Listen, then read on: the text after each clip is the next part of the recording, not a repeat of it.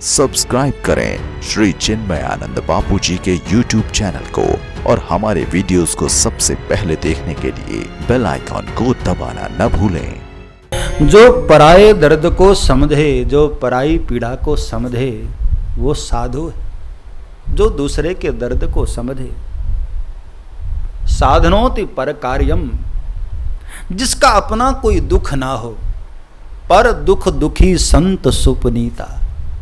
कौन है संत, कौन है साधु? जो दूसरे के दुख को देखकर द्रवित हो जाए। संसार के लोग भले ही प्रतिघात करें, फिर भी जो संसार पर करुणा करता रहे, वो संत है। अक्सर यही होता है, ये दुनिया के लोग साधुओं को कितना कितना कुछ अपमानित कर देते हैं। हाँ, और ये परंपरा आज से नहीं है प्यारे, ये अनादि काल से चली आ रही परंपरा है। संतों को बहुत सताया गया। मीरा को क्या क्या नहीं सहना पड़ा। हाँ, मीरा तो परम संत है। बाबा तुलसी को कितनी प्रताड़ना सहनी पड़ी। हाँ, सूरदास जी को लोगों ने कितना कितना कुछ क्या नहीं कहा। पत्थर बरसाए गए, गालियां दी गई, हाँ, अपमानित किए गए, अपशब्द कहे गए, फिर भी साधु जन संसार पर करुणा करना छोड़ नहीं देते। यही साधु का स्वभाव है, यही साधुता है प्यारे। और ध्यान रहे, फल पकता है ना तो पक्षी चांच मारेंगे ही। कबीर साहब तो कहते हैं कि प्यारे हमारा ये जो मार्ग है ना साधु का, इस पर जरा आकर देखो प्यारे। दूर दूर से तो बहुत आनंद वाला दिखाई देता है। हाँ, कई लोग मुझे कह देते कि बापू हमको भी साधु होना है। मुझे हंसी आती है कि प्यारे एक बार आकर जरा देख, जो घर फूके आपनों चले हमारे साथ, जिसका इतना बड़ा कलेजा हो कि अपना घर अपने हाथों फूंक सके, वो हमारे साथ चले। साधु का मार्ग बहुत कठिन होता है प्यारे, बहुत कुछ सहना पड़ता है, बहुत कुछ झेलना पड़ता है। हाँ, इतना बड़ा कलेजा यदि है तब आओ साधु के मार्ग पर। बहुत कठिन है डगर पन घट की। हाँ, साधु का मार्ग है बड़ा कठिन। बाबा तुलसी ने इस चौपाई में वही तो उदाहरण दिया। साधु चरित शुभ चरित कपासु। जैसे कपास, आप देखो, मैंने कई बार इसकी व्याख्या की है, थोड़ा फिर इशारा कर दूं आपको। कपास कितना कुछ बर्दाश्त करता है, कितना कुछ सहन करता है।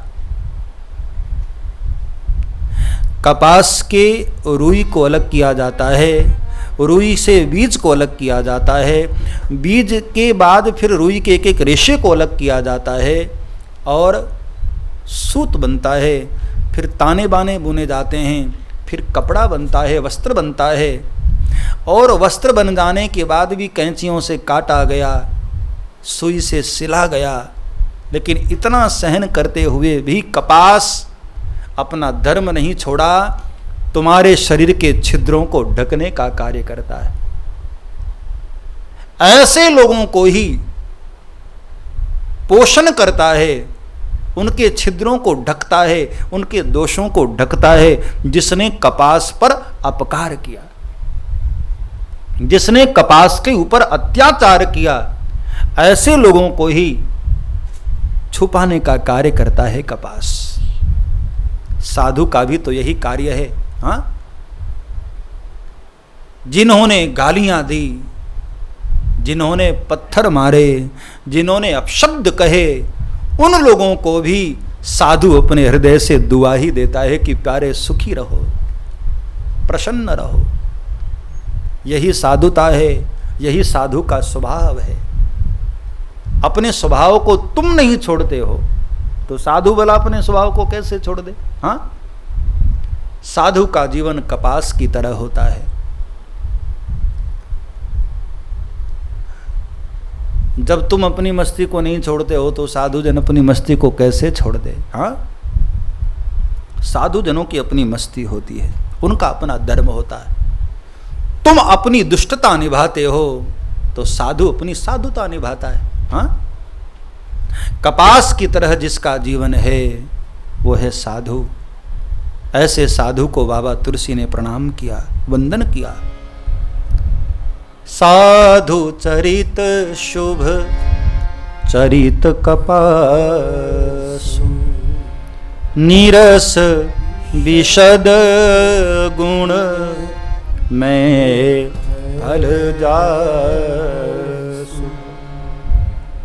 और आगे बाबा तुलसी ने एक परिचय भी दिया, पर उपकार बचन मन काया, पर उपकार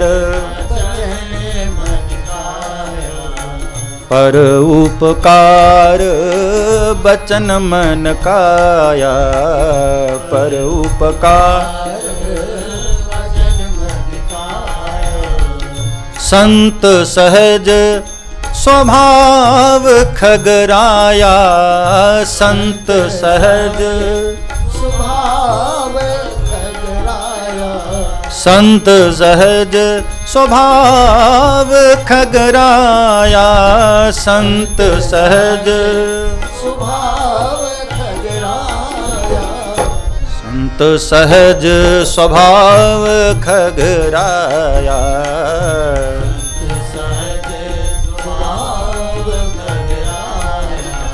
पर उपकार बचन मन काया, पर उपकार जो मन वचन कर्म से परोपकारी हो। कई बार हम कर्म से परोपकारी होते हैं, ध्यान देना, लेकिन मन से नहीं हो पाते, कई बार वचन से नहीं हो पाते। परोपकार करते हैं लेकिन हमारी वाणी के द्वारा हम परोपकार नहीं करते। इन तीनों से जो परोपकार करे वो साधु है। भाई कर्म से परोपकार करना ये बड़ा सरल है, लेकिन वाणी के द्वारा भी परोपकार करना, वाणी के द्वारा भी हृदय में करुणा होना। अब हम परमार्थ बहुत करते हो लेकिन हमारी वाणी ऐसी कर्कश हो। हाँ, कई बार मैं देखता हूँ कि बहुत सारे सेठ लोग यहाँ हरिद्वार आते हैं, पैसे कपड़े इत्यादि बांटते हैं गंगा के किनारे।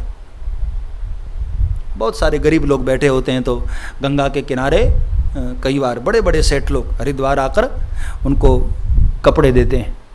तो कपड़े देते देते भी कर रहे हैं परमार्थ, वंदन है उनके परमार्थ को, लेकिन कई बार यहाँ पर भी आकर के अपनी वाणी, ए बाबा इधर बैठो, ये वाणी के द्वारा परमार्थ नहीं हुआ। परमार्थ करने वाला साधु वो है, वंदनीय वो है जो कर्म से भी परमार्थ करे और अपनी वाणी के द्वारा भी परमार्थ करे, वाणी के द्वारा भी परोपकारी हो। ऐसी वाणी कदापि न बोले जो किसी के हृदय पर वेदना करे, चोट करे। चलो तुम कपड़े ना दो, रोटी ना दो, लेकिन कम से कम मीठी वाणी तो बोलो। परोपकार हमारा सिद्ध तब होता है जब हम वाणी से भी विनम्र हों, वाणी से भी परोपकारी हों। और मैं प्रार्थना करूं, ध्यान देना,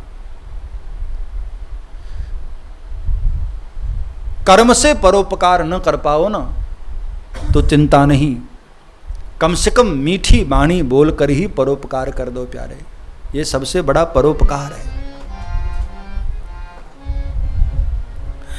अब आजकल तो सोशल डिस्टेंसिंग का लोग पालन कर रहे हैं और करना भी चाहिए, जहाँ तक हो सके पालन करना चाहिए। इस कोरोना की संकट घड़ी में तो एक टेलीफोन माध्यम है। हाँ, टेलीफोन एक सहारा है, एक दूसरे का हाल समाचार लेने के लिए, अपनी मित्रता में एक दूसरे से हाल समाचार जानने के लिए टेलीफोन बड़ा माध्यम है। इस बात के लिए विज्ञान को वंदन करना चाहिए कि कोरोना आया उसके पहले विज्ञान ने हम सबको मोबाइल दे दिया, हाँ, इंटरनेट दे दिया। परमात्मा को भी कितनी फिक्र है, कोरोना बाद में दिया, उसके पहले सब साधन दे दिया हमको, हाँ, कि घर में रह करके करोगे क्या, कथा भी तो सुननी है, तो ये सब सारी व्यवस्था कर दी। तो टेलीफोन एक बड़ा अच्छा माध्यम है तो मैं निवेदन करूं कि भाई टेलीफोन के माध्यम से हमारी वाणी के द्वारा किसी का दिल न दुखे, परोपकार करो। सब्सक्राइब करें श्री चिन्मयानंद बापू जी के YouTube चैनल को और हमारे वीडियोस को सबसे पहले देखने के लिए बेल आइकॉन को दबाना न भूलें।